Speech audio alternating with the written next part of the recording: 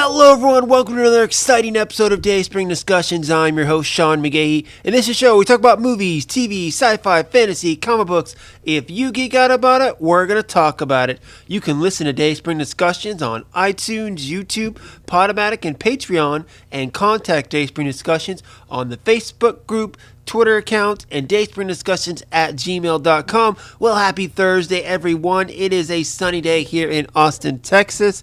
It's going to warm up a little bit today from what I hear. I haven't been outside yet myself except for the morning when I walked my daughter to school. I came back, slept another hour or so, but I heard it's supposed to be a little warm, but then this weekend, cold front's coming in, a major cold front. Winter is coming, people. Bundle up, be safe out there, and hope you have a good weekend. But speaking of the weekend, a couple of things I want to talk about that are coming up. First off, of course, tomorrow we're getting new episodes of Young Justice on DC Universe streaming service. I am psyched. I've been loving it, of course. This third season of Young Justice has been great so far. Last week's episode 4, was a great episode featuring the Harpers and Nightwing, and also Artemis and Zatanna. Great episode, guys. And then episode 6, if you're a Batman fan, has some nice little Batman Easter eggs in there, which were great. Also, premiering tonight in theaters is Glass, the M. Night Shyamalan film that brings together Unbreakable and Split into one. You got Samuel L. Jackson, James McAvoy, and Bruce Willis coming together for this one. Reviews have not been great for the film. To be honest, I wasn't a huge fan of Unbreakable and Split. I like them. I'm curious to see how it all comes together, but especially after reviews, I'm not super excited. I am going to go see it because it is the superhero genre film. Not a big fan of the Sham Hammer either, but like I said, I just want to go check it out more for curiosity and see how it all comes together. And then finally, this weekend, premiering tomorrow, Punisher Season 2. Jon Bernthal returns for probably the final season of the series, because as we know, these Marvel Netflix shows have been coming out and then immediately canceled. We know has a lot to do with the upcoming Fox Disney merger. There are other details involved I'm not going to get into, but this will probably be the final season of it. I've loved Jon Bernthal as the Punisher. Not a huge Punisher fan, but I like his portrayal. Season 1, I know a lot of people loved. I liked it, but again, as a Punisher fan, I wasn't too crazy about it. But nonetheless, I'm going to watch it. I'm going to check it out. And then, of course, you guys fire back and let me know what you think. Okay, guys, so on today's show, I got two things I'm going to talk about. So on Tuesday, I couldn't get to my review of Reign of the Supermen, so I'm going to talk about that here in just a few minutes. But first, we got kind of a big announcement a couple days ago. So it said that Jason Reitman, son of the director of the first two Ghostbusters films, Ivan Reitman, is set to direct a third film in the franchise. Now, this is all according to Entertainment Weekly. He spoke to them and said, quote, "I've always thought of myself as the first Ghostbusters fan. When I was a 6-year-old visiting the set, I wanted to make a movie for all the fans. This is the next chapter in the original franchise. It is not a reboot. What happened in the 80s happened in the 80s. This is set in a present day." Now, he also went on to say that this new film will not be connected to the 2016 Ghostbusters remake starring Kristen Wiig and Melissa McCarthy. He said, quote, "I have so much respect for what Paul created with those brilliant actresses. I would love to see more stories from them. However, this new movie will follow the trajectory of the original film." Now, we don't know yet exactly story-wise or who's coming back. The original first two Ghostbuster films had Bill Murray, Dan Aykroyd, Ernie Hudson, Annie Potts, Sigourney Weaver, and Harold Ramis, who co-created the Ghostbusters as well. However, the actor passed on in 2014, so we'll see how they explain his absence. Now, after we got this announcement, also, I believe it was yesterday or maybe even Tuesday, we got a teaser trailer. Our first little announcement trailer is what it is. And you're coming up on a barn and you have a bunch of ghost sounds or proton pack sounds along with the music. And then you pull into the barn and the cover goes up on the car and it's Ecto 1. And then you get the title Summer 2020. A little early for an announcement trailer, but given the fact that they did announce, they have a director, they're actually doing this, I can see, just adding a little something to it just to get people more excited. And I gotta say, I am excited. I was a fan of the Ghostbusters as a kid. I had my toy Proton packs. I had Ghostbuster toys. I love the first two Ghostbuster films. Now, the 2016 film, I remember it didn't look great from the previews that I saw, and people were bad-mouthing it before I went and saw it. I went and saw it, and honestly, it was okay. I didn't think it was as bad as most people thought it was. I think there were those who hated the film just because it was different and it was an all-female cast, and they automatically just, were out to bash the film. I wasn't like that. I went into it trying to give it a fair chance, and to be honest, it was okay. It wasn't better than the original one, but it was almost as good, I think, as the second Ghostbusters film. But nonetheless, it still did not do that well. To be honest, really, the fact that they had all females, I didn't mind. But when a film or a franchise goes out to make a statement like that, like the original idea was to say, yes, we're going to make them all females. Kind of like Ocean's 8. Is that the new one that came out with Sandra Bullock? That one we're like, yes, we're going to make this all females. I don't get that, okay? Give it a blend, okay? If you know that it's all guys and you want to get the females in, so you bring in an all-female cast. You say that having men alienates your women audience. Well, having all women alienates your men audience. Just get a blend. And I guess according to Jason Reitman, he was talking about how, this new one's going to have a blend of both male and females, which is what the 2016 one should have been. And honestly, the 2016 one, I think, should have been a sequel as well, not a reboot. I think you should have had, like, Melissa McCarthy be the daughter of, like, Egon and Janine, and then have, what's her name? I just said her name, Kristen Wiig, be the daughter of, say, like, Venkman and Dana, make it kind of like that. I think that'd be a much better way to have done that. But anyway, Ghostbusters 3 is coming, and with Jason Reitman, I gotta say, I love him as a director. Juno probably being his most famous one. You also have Thank You for Smoking, Up in the Air, which is a movie I really like. His most recent one, The Front Runner, with Hugh Jackman, I haven't seen yet. I feel like that film went and left really quickly. I didn't get a chance to see it, but I am going to catch it when it comes to Blu-ray. But I do enjoy the work of Jason Reitman. I've liked enough of his films to where whenever he comes out with a new one, I'm willing to give him the benefit of the doubt. And he is the son of the Ghostbusters director. Now, Ivan Reitman didn't create the Ghostbusters. It was Dan Aykroyd and Harold Ramis that kind of co-created them together. But given how Ivan Reitman treated the first two films, you got to give him some respect for that. And Jason Reitman, I like him as a director. So the fact that he's on this project, it's going to be a sequel. We're probably going to have, some of the original cast, if not all the original cast, back. And their cameos in that 2016 film, I'm sorry, were horrible. Okay, you should have just left them out. Again, I believe it should have been a direct sequel, and they should have made cameos as their old characters, not just random characters, just to put them in for the sake of putting them in. That was ridiculous, in my opinion. But anyway, I'm excited for this. Are you guys excited for this? Let me know. Fire back on the Facebook group and Twitter account. And then, of course, dayswingdiscussions at gmail.com. Remember, who are you going to call?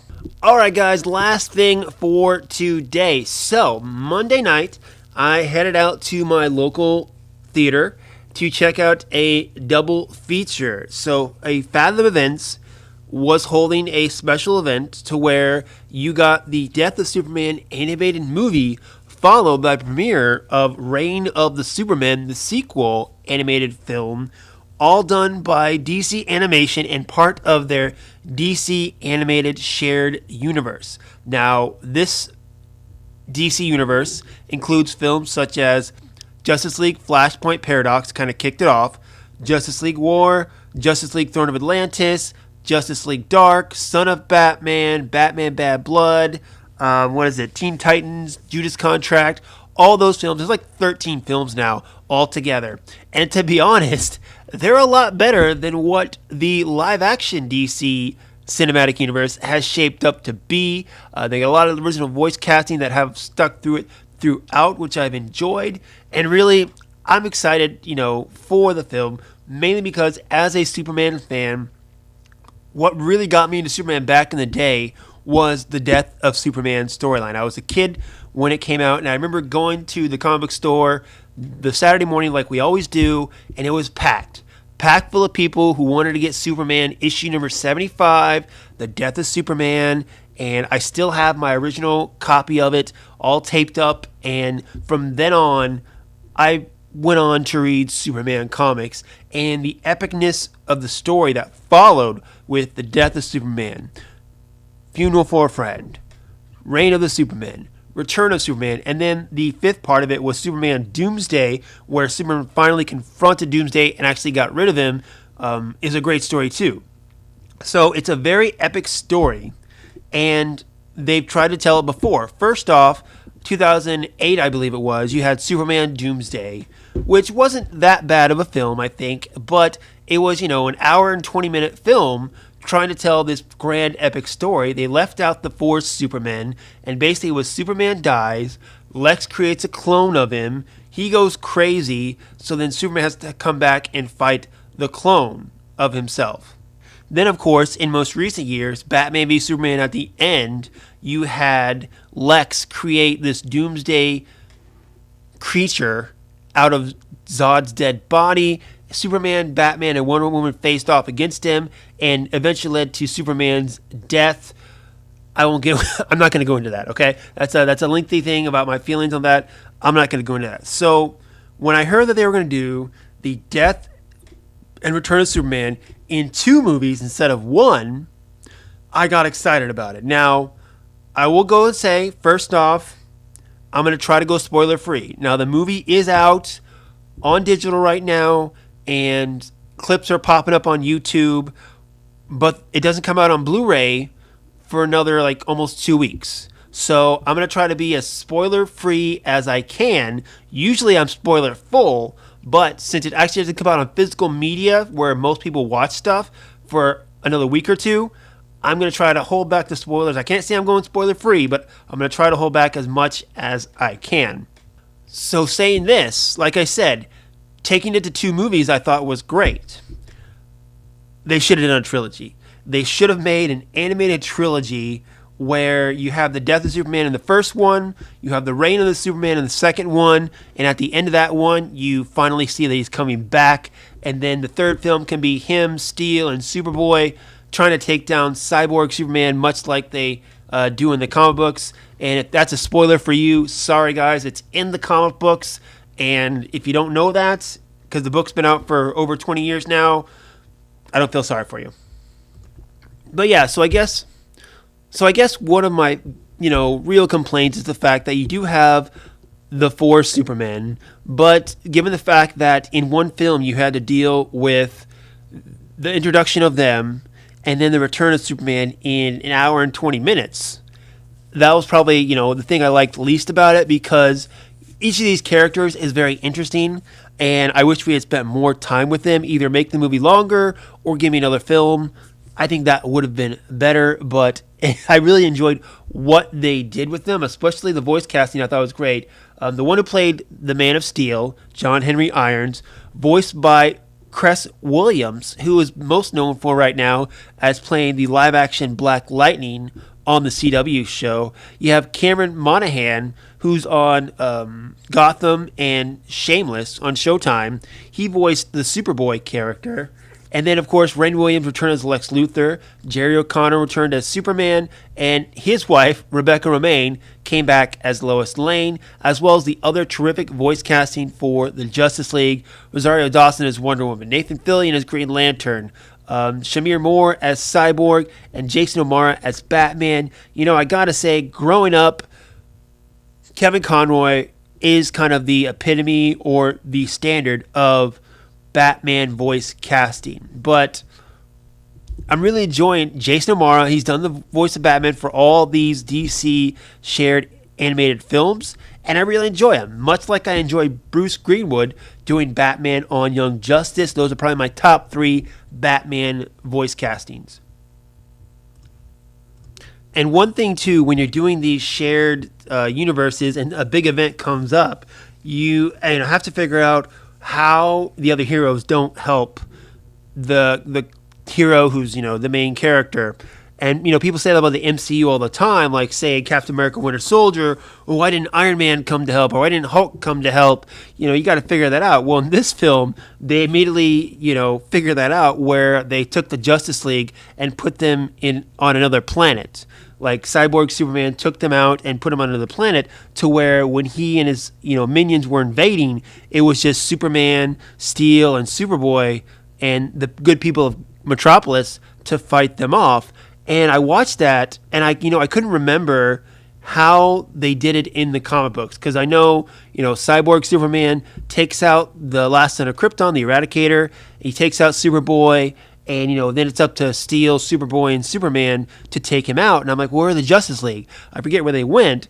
And so I went back and actually looked at the original comic, and he actually sent them off-world on a different mission, basically fooling them, as you will, so he could hatch his plan. So I like, again, in this one, how they were able to solve that shared universe problem and be like, okay, how do we stop it so the Justice League just doesn't come up and start fighting? Oh, I know, let's put them on another planet. So let's solve that right off the bat.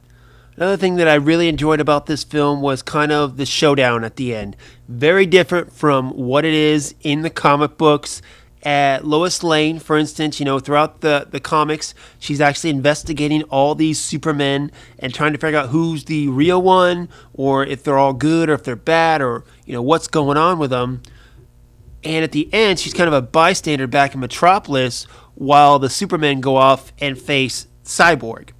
But in this one, she's right in the middle of the thick of it. Like at the very end, it's her, Superman, and the Cyborg right in the middle. She's a pivotal part of the action, which I enjoyed, given the fact that we are in, the 21st century now. There's a bigger desire to see women in a stronger light, which they are. So putting her in the action, facing off against the villain, I thought was something good. Also in the comics, the Cyborg Superman was working with Mongol. This one, I love how they twisted it and put it in the cinematic sense, to where in The Death of Superman, you see Doomsday come out of a boom tube in space. And immediately my mind said, okay, Darkseid sent him there. And you come to find out that's what it is. Darkseid's behind Cyborg Superman. He's behind Doomsday. His whole thing was to take out Superman so that he could make another invasion attempt to Earth, going all the way back to Justice League War, the second or first film of this cinematic animated universe, which I thought was great. Again, tying it all together, and of course realizing that Darkseid is still a threat. Again, I think my only real gripe is the fact that it wasn't longer, so we could flesh out more of the characters. But for what they did was okay. I will say, though, I wasn't a big fan of the way Superman looked in his black costume. Just the way, they stick to the original design, but the way it looked in the animation style wasn't great, in my opinion. But the other characters looked great. Superboy, Steel, Cyborg. I thought they were all really great characters. And of course, spoiler alert, at the end, there is a post-credit scene to set up what's coming next, or possibly coming next, in this continued DC animated universe. It's great, guys. Honestly, like I said, I'm really enjoying these DC animated films, the way they're all connected to each other. I wasn't super excited about all of them, but then I saw Suicide Squad Hell to Pay.